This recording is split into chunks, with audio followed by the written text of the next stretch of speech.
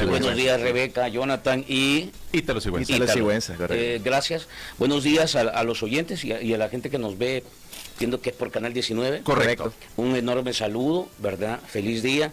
Recuperándose del 24. Algunos. Es una pausita. Algunos heridos todavía. Sí, bueno, aquí algunos heridos. Pero bueno, es una pausita para prepararse al cierre de año. Ya nos quedan prácticamente ya el 2023 de salida ya. Último martes de este año. Último martes de este año, pero bueno, creo que todo cierre de ciclo también trae en realidad puertas que se abren. Y eso es lo importante, hay que dedicarle tiempo a las puertas que se abren el próximo año, ¿verdad? ¿Considera que se le va a abrir una puerta en la Asamblea Por Legislativa? supuesto. Mira, bueno, primero estoy compitiendo por el Departamento de la Libertad como candidato a diputado. Voy en la casilla número 5. Casilla 5. Casilla 5. En el Departamento de la Libertad se deben elegir a 7 diputados o diputadas. Actualmente son 10, con la reducción que se hizo, quedaron solamente 7, ¿ya? Es el segundo departamento con el mayor número de diputados a nivel nacional, ¿ya? Después de San Salvador. Correcto. Y yo creo que, mira, hemos hecho un trabajo con las uñas, como dicen, porque no ha habido pisto. Sí, en realidad hay que decirlo, este ha sido un proceso electoral totalmente anormal, ¿verdad? Anormal en todos los planos, porque ha estado muy, digamos, enredado en situaciones irregulares, en mecanismos y en procesos que hasta esta fecha no logran tener explicación. Por ejemplo, se negó la deuda política a los partidos, que es un registro de ley, o sea, es un proceso de ley, debe estar establecido, pero los funcionarios, el gobierno y el tribunal simple y sencillamente vieron para otro lado. Se ha retirado, se ha sacado al partido, por ejemplo, de la vigilancia en el exterior, en el voto en el exterior, y fíjate que es bien delicado porque es la primera vez que vamos a hacer un ejercicio como este, electrónico, y entonces tener a los partidos políticos vigilando un proceso que se va a desarrollar por primera vez, ¿sería bueno o es malo para el proceso? Francamente, bueno, pues, porque te lo puede validar, te le da, digamos, robustez. ¿Y el argumento cuál fue? Para no meter a la militancia. Hubo una resolución de los magistrados de este Tribunal Supremo Electoral tratando de hacer interpretaciones para decir no le toca al frente, ¿verdad? Cuando en realidad la ley sí establece que el frente debe estar ahí, pero más allá de eso, en realidad si por primera vez vas a tener un proceso en el exterior con voto electrónico, con la dimensión de lo que se ha dicho, porque hay que decirlo que es parcial, ¿verdad? Solo la gente va a poder votar desde el exterior solo por diputados de San Salvador, como que si en el país no hay 13 departamentos más.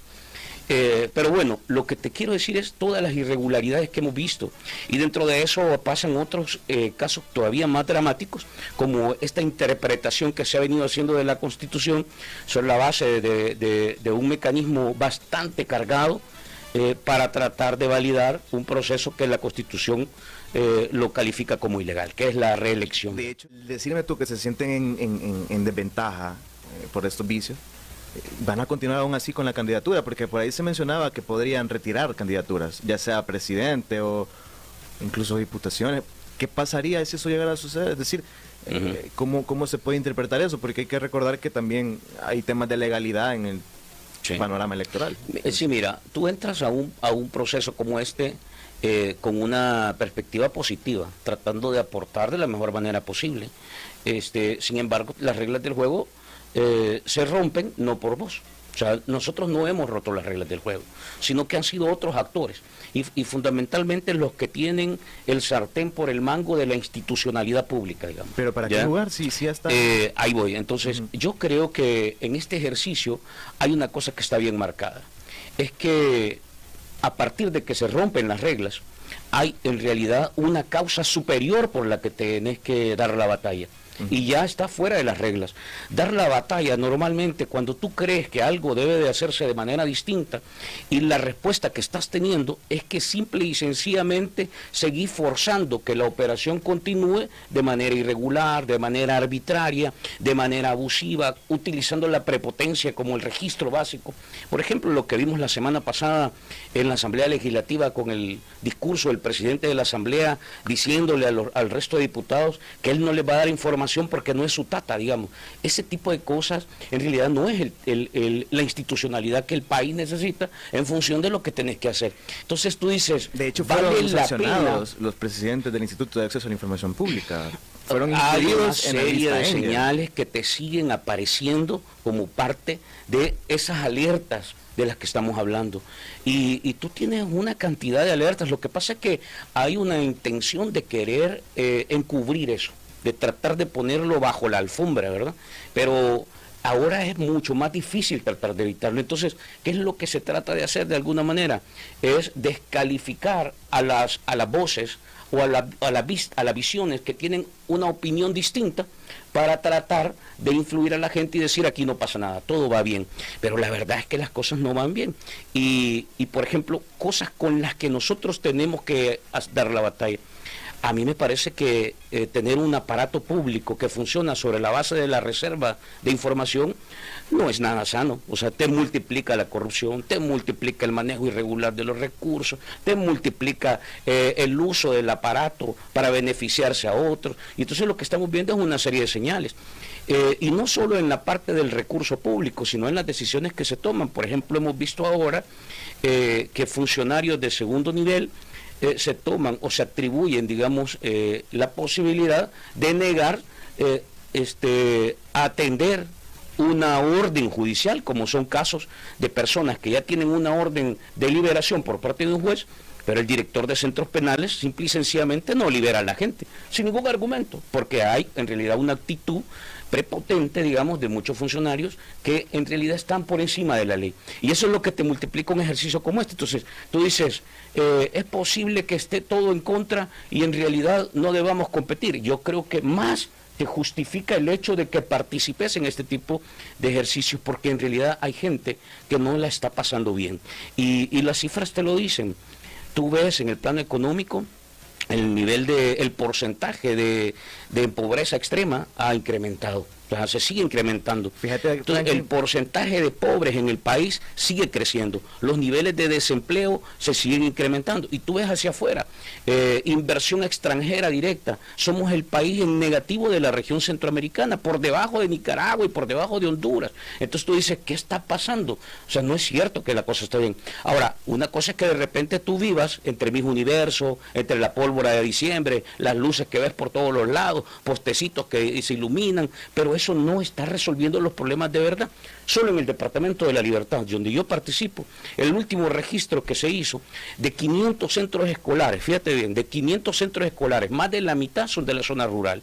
El 70% no tienen agua, no tienen energía estable, tienen problemas de servicios sanitarios, escuelas que en realidad tienen problemas de techos, y entonces tú dices, ¿dónde se está yendo el recurso? ¿Por qué no vemos que esto cambie? Fíjate, y esas escuelas están desde hace rato. Quiero saber, ¿cómo ustedes pues quieren cambiar esta percepción de la gente negativa que tiene de Arena y del FMLN? Porque los cuadros se han cambiado, hay gente nueva, gente joven, que yo lo he percibido y yo lo he visto. Claro, pero la figura del partido sigue siendo la misma, el color es el mismo, sí, el logotipo es el mismo, entonces la gente lo relaciona sí o sí con lo que sucedió antes. Y igual con Arena, ¿qué han pensado hacer ustedes? Sí, no, y también no solo el color y el logotipo, que desde mi perspectiva no es lo más importante. Correcto. Sino es que la gente todavía, tú has dicho algo que es el centro de lo que, tú mismo has dado la respuesta, fíjate. Bueno, te la voy a barajear, mira. A ver. El gran problema es que la gente todavía no ha escuchado a esta nueva generación política. El gran problema es que la gente todavía no conoce a esta nueva generación, ¿ya? A una generación en realidad que no está sometida ni comprometida a una línea partidaria, sino a un ejercicio de análisis y pensamiento crítico para tratar de enrumbar aquellas cosas. ¿No hay línea partidaria en el FMLN? Ajá. Hay decisiones que se toman en colectivo, por ejemplo, una convención, por ejemplo, una asamblea, etcétera. Pero no hay línea, no hay una estructura, no hay una cúpula que te diga vas a hacer esto, no. Y esa es una diferencia abismal de lo que tenías tú con la práctica del ejercicio anterior en el frente. Y ahora es lo que uno mira en la Asamblea Legislativa, por ejemplo. Entonces, ¿a dónde está el centro? Fíjate bien, porque hay que decir que en estos 4, 5, 6 años, si algo ha recibido el país es una sobredosis de veneno político para tratar de instalar en el cerebro, en la mente, en el open mind de la gente, en el retentivo más inmediato todo el registro negativo que de alguna manera ha permitido que la figura del presidente se vaya consolidando. Que hay que recordar que el presidente salió de las filas del FMLN. Por eso te insisto, en realidad. Entonces, esa imagen está bastante consolidada, está pegada ahí en la gente. ¿Cómo la vas a modificar? Yo creo que es la práctica, es el ejercicio y es la comunicación. Entonces, ¿no crees que sería bueno hacer un nuevo branding de la marca? O sea, del partido, o sea, crear un nuevo logo, o sea, hacer una configuración de cero. O sea, no solo cambiar las figuras de los candidatos que van, sino en general. Hablo de cambiar hasta el color, si es posible. O sea, no lo sé. ¿Lo han pensado? Sí, mira, esto, yo no sé si todos lo han pensado, yo sí. Pero ¿a qué voy? Mira, vamos a ver, para empezar, nada es eterno, nada. Todo necesita siempre tener un giro, un cambio permanente, una actualización, una renovación, un refresco permanente. Porque si no, simple y sencillamente te quedas estancado, anclado en conceptos y formatos que básicamente la gente los pasa y se quedan como parte del pasado. ¿Estás abierto al cambio en ese sentido? No, totalmente. O sea que, ¿y la reforma de la Constitución, que son cambios? No, ¿también estás de acuerdo con eso? Sí, bueno, déjame contestarte uno por uno porque me vas ahí, pero lo voy poniendo en cola. Mira, dentro de los partidos políticos hay una enorme reforma que está pausada. Yo pensé que este ejercicio lo iba a hacer, porque uno recuerda y escuchaba el discurso y la narrativa de una nueva política, de vamos a hacer historia y vamos a hacer las cosas diferentes y vamos a hacer no sé cuánto, Pero cuando venías a revisar en la práctica, en lo concreto, muy pocos cambios hay. Tú ves ahora diputados asumiendo una postura estrictamente sumisa a las decisiones de un gobierno. No tienen, pero ni la libertad de tener una crítica o autocrítica a las disposiciones que se les mandan. Entonces, yo creo que una gran deuda que tiene el país es la reforma de los partidos políticos. Y en ese sentido entra lo que tú estás planteando. Yo sí creo que necesitamos partidos más abiertos a la crítica, a la evaluación, a la Contraloría Social. Por ejemplo, no puede haber a esta altura, no es posible que a esta altura no podamos todavía identificar quiénes son los financistas de los partidos políticos, ¿ya? Y entonces tú identificas quiénes son los que están promoviendo y todavía operando bajo esas prácticas. El mismo partido que está en el gobierno, el que en teoría nos dijo hace un par de años que todo eso iba a cambiar. No cambió. ¿Por qué? Porque la política sigue siendo todavía un instrumento para servirse y no para servir. Y ese es el propósito fundamental que yo escuché que se puso en la mesa o sobre la mesa cuando nosotros vimos que se dio este giro por el que tú estás hablando. Yo creo que uno no puede determinar a esta altura si es posible retirarse o no de la elección. Te voy a decir por qué. O sea, porque que la posibilidad existe. O sea, es que, ¿está 50-50 o cómo está? No, es que no depende de un criterio de 50-50. Depende de qué tanta arbitrariedad siga apareciendo en el ejercicio del proceso. Por ejemplo, ustedes recuerdan, no sé si lo recuerdan o lo habrán leído, pero ustedes ven que en realidad en las elecciones, por ejemplo, de los 30, aún del periodo de los 80, se robaban urnas, quemaban urnas, aparecían ya, ¿cómo se llama? Urnas con papeletas se iba la luz, y se iba la luz. Entonces tú dices, si una cosa como esta sucede, que yo no lo descarto, porque tú ves a un Tribunal Supremo Electoral totalmente obediente, sometido sobre la base de una amenaza, de un decreto que se aprobó, que si tú aturras la cara por una reforma que está ahí, te puedes ir preso. Y lo ha reconfirmado el mismo magistrado del tribunal, que lo ha dicho públicamente, que él, por ejemplo, dio su voto, no dio su voto ni a favor ni en contra, sino que se abstuvo, porque él en lo concreto quería votar en contra, pero si votaba en contra era sujeto a que lo detuvieran. Entonces, así están las cosas, así están las reglas. Entonces tú dices, ¿es posible que una cosa más escandalosa suceda? Yo lo creo que sí. A mí me parece que han hecho de todo. De todo. ¿Qué hacer, diputado Franklin? ¿Estaría dispuesto a renunciar como a todos los privilegios que tiene actualmente? Fíjate que me parece incoherente que la semana pasada se haya aprobado nuevamente un presupuesto de la Asamblea Legislativa totalmente a oscuras. No existe hasta hoy un documento donde la Asamblea Legislativa nos diga en qué se va a utilizar el presupuesto de la Asamblea Legislativa. Sí, correcto. Reduce, fíjense, o sea que es que no te pega nada. Por eso te digo que uno, cuando hace las cuentas, este ejercicio de la política de verdad que te queda debiendo, ¿verdad? eliminaron de 84 A 60 fueron. a 60, A 60, correcto. Ajá. diputados. Pero el presupuesto bajó solamente 3 millones. ¿Cómo te explicas tú eso? Y todavía no se conoce en qué van a usar ese recurso. Hasta hoy se sabe que cada diputado, según lo que han manejado los mismos diputados de Nuevas Ideas, que trataron de esconderlo y después no sé cuánto, cada diputado le cuesta mensualmente al país $18,000, incluyendo su salario y otros gastos que van para asesores. Yo totalmente estoy de acuerdo en eso, que se elimine ese privilegios, ese tipo de situaciones. ¿Por qué? Porque tú miras, tú revisas en realidad, y no es posible que tengamos diputados que nos cuesten como país $18,000 mensuales, y ves que al final de cuentas a la mayoría de los centros escolares les dan 1.500 pesos para que funcione el centro escolar. Escúchame lo que te estoy diciendo. Pero ni siquiera se los pagan, pues, no se los entregan. No es posible que un diputado te cueste $18,000 y, por ejemplo, haya cerrado este año debiéndole a la Universidad Nacional más de 50 millones. Entonces, yo digo, no tiene coherencia. Si habláramos de cambiar la política, ¿qué coherencia tiene eso? Yo creo que la política debería de pegarse un buen, ¿cómo se llama?, jalón de cinturón. Hemos dicho nosotros, lo primero es que hay que desmontar la reserva de información.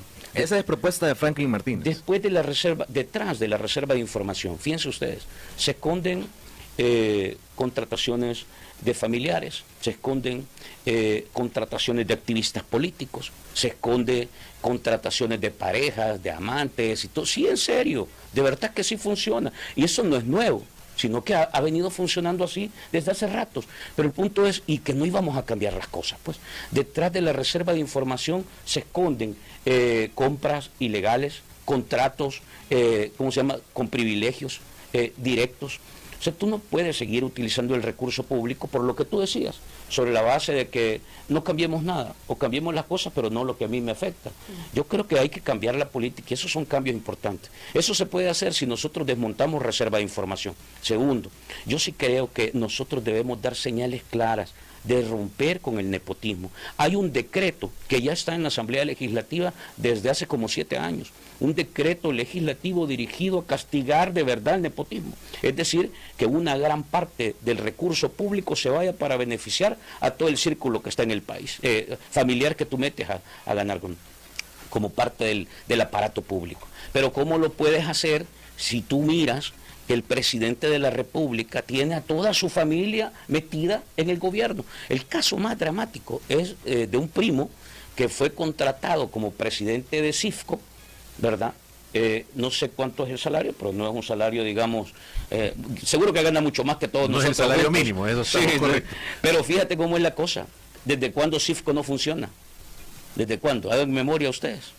¿Desde cuándo no funciona CIFCO? La pandemia. Desde la pandemia. Y ahí está todavía contratado como presidente de CIFCO, el primo del presidente. Entonces tú dices, ¿cómo vamos a esperar que el resto de instituciones, ¿cuáles? Asamblea Legislativa, alcaldías, Corte Suprema de Justicia, juez, etcétera. Pero el que le dio el poder para hacer todo eso fue el pueblo. Yo creo que el pueblo no te da el poder para que hagas estas cosas. El pueblo te da el poder porque cree que las cosas pueden cambiar, porque se pueden hacer mejor, porque en realidad confía. Sí, hay dos tipos de votantes que yo veo que está apareciendo. En el país el que más, sí. Perdón que te interrumpa, pero sí. En el país el que más se conoce el voto de castigo. La gente aquí votaba no a favor del que cree que le va a solucionar las cosas, sino que vota en contra del que le dijo que le iba a solucionar y no le solucionó. Sí, hay dos formatos de votante que yo estoy viendo que pueden aparecer. Uno es el voto de castigo, que me parece que son todos aquellos que han sido directamente impactados por decisiones, digamos, no correctas, ¿ya?, de este gobierno. Yo creo que acá hay una serie de decisiones que se han venido tomando que francamente han generado más impactos negativos que positivos, y hay otros que sí han generado impactos positivos, la seguridad, por ejemplo el tema de la seguridad, que sigue siendo, como desde mi perspectiva, como el pilar principal donde está soportado, digamos, la popularidad de este gobierno. Pero hay una serie de decisiones y otras que simple y sencillamente no se han tomado. Es el voto de castigo. Y el segundo es el voto de miedo. A mí me parece que sí hay un nuevo espacio. Por ejemplo, empleados públicos que tienen en realidad un gran temor de dar una posición porque pueden ser despedidos, de demostrar si tienen una preferencia o no, porque en realidad están en un entorno de acoso, de intimidación. Y hemos visto casos de, por ejemplo, empleados de algunas municipalidades que participaron para ser candidatos y ni siquiera se habían inscrito, porque todavía no había abierto el proceso y ya los habían despedido. Entonces, tú tienes una política machetera, o sea, una política partidaria de garrote, tipo trucutú. Entonces, ese ejercicio también te genera miedo. Hay mucha gente que tiene miedo en las comunidades, tú te encuentras. Nosotros hemos andado en las comunidades, en Santa Tecla, por ejemplo, a Jardines del Volcán, te voy a decir. Vas y le preguntas a la gente, fíjate lo que le dicen. Miren, ¿y ustedes por qué han debilitado la organización? ¿Dónde está la directiva de la colonia? ¿Verdad? ¿Por qué no participan para resolver el problema? Mire, me dicen, lo que pasa es que ahora es mejor no meterse en nada, porque hasta los mismos vecinos le hablan a la policía y lo acusan de algo que no es, porque así está el esquema. Entonces el vecino ahora prefiere mantenerse, como llama, al margen, no meterse en nada, pero sí genera una crítica, una postura, una valoración de lo que está pasando. Te voy a decir dos cosas y las voy a dejar aquí en esta mesa, y cuando cierre el proceso electoral lo vamos a ver si tengo o no tengo, si pegué o no pegué. A ver. Yo sí creo que el FMLN ha quebrado digamos, la tendencia de caída. Y a esta altura, en realidad, se está ubicando como un partido político que empieza nuevamente a recuperar niveles de confianza. No con la velocidad que quisiéramos, porque eso, como te insisto, y tú lo dijiste muy bien, yo ya conozco a algunos de ustedes y veo que se está generando un cambio, dijiste, pero la gente no lo conoce, la gente no escucha, porque lo que escucha la gente es la propaganda del gobierno, la propaganda política, las redes sociales, los youtubers, ese enorme muro de desinformación.